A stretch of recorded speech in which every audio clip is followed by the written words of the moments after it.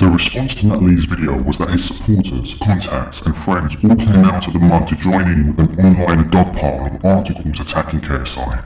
Upset with Lee's video, KSI used a copyright claim to have it taken down, which was criticised as a move to shut down criticism. The YouTube literate may make the legitimate point that Lee's work was transformative as it added commentary and made fair use of clips of KSI's videos.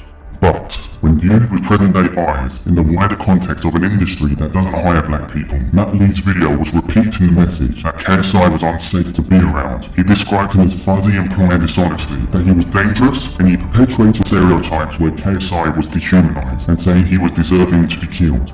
With YouTube's terms of service today, that would likely mean Matt Lee's video would be removed for targeted harassment. In August 2021, Drama Alert's Keemstar admitted he reported the H3H3 YouTube channel, and had a content flagged twice because Ethan Klein simulated sex with a puppet of him. Is that really worse than Matt Lee saying KSI should be killed?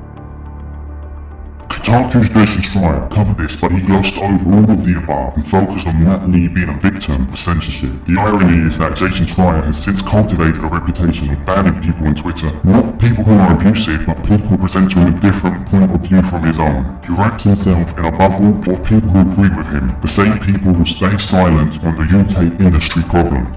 Matt Lee's close friend at The Guardian, Simon Parkin, wrote an article for The New Statesman, clumsily using KSI for his own vendetta against mass-market working-class gamers. He used KSI as an illustration of what a mass-market working-class gamer is, and realistically, he was dancing around the issue of urban gamers. He said of KSI's joke, in each incident, the human subtext has been clear. Video games are the dominion of a particular demographic.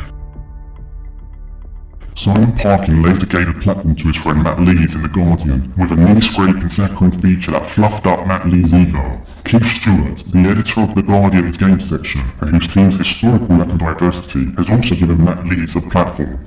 Game Ranks, Wesley Copeland, covered the Eurogame story, entitled it "Sexually Assaulting Women at Gaming Conventions is Not Okay." Wesley Copeland would go on to continue to express his dislike of KSI online by engaging in online conversation with Chris Schilling, the new deputy editor of Edge, a future magazine that has historically had a poor record of hiring full-time staff that are people of color.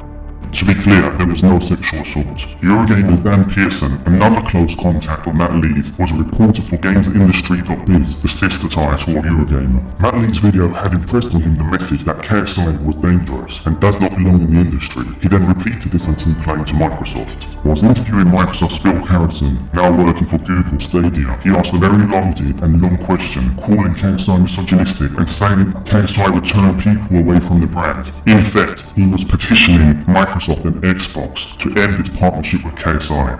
Phil Harrison said he wanted to discuss it privately, and following that, Microsoft killed its partnership with KSI and released a statement. This does not represent Microsoft or our endorsement of KSI's personal views, and we are not planning on working with KSI in the future. Day 1. Matt Lees was successful. He killed KSI's sponsorship with Microsoft. Dan Pearson was delighted. Eurogamer was delighted. Kotaku was delighted.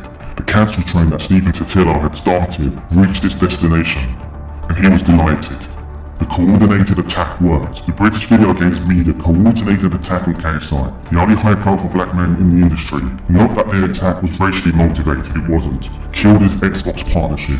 And the Reset Era crew, then at NeoGAF and Eurogamer, and Kotaku crew, proverbially slapped Matt Lees and Totilo and Dan Pearson on their backs and lifted them on their shoulders with pride and cheered them on as champions. KSI was out, but their actions had tragic repercussions.